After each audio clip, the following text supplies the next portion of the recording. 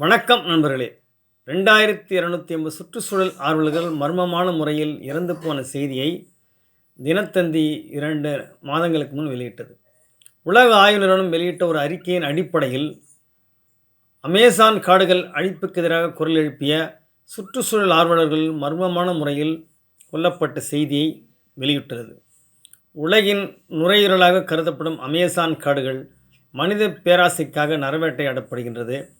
பல நாடுகளை உட்பட்டு அந்த காடுகள் இருக்கின்றன. அந்த அமேசான் காடு என்பது ஒரு நாட்டு மட்டும் இல்லை, பல நாடுகளுள் எல்லையில் பறந்து விரிந்த காடாக இருக்கின்றது.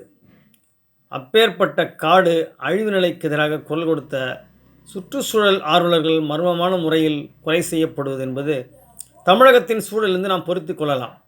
தமிழகத்தில் மணல் கொள்ளைக்கு எதிராக, கனிம வள கொள்ளைக்கு எதிராக போராடிய தனிநபர்கள், ஆர்வலர்கள், சமூக ஆர்வலர்கள், சுற்றுச்சூழல் ஆர்வலர்கள், இயக்கங்களை சேர்ந்தவர்கள் கொலை செய்யப்படுவதை நாம் தொடர்ந்து அறிந்தே வருகின்றோம்.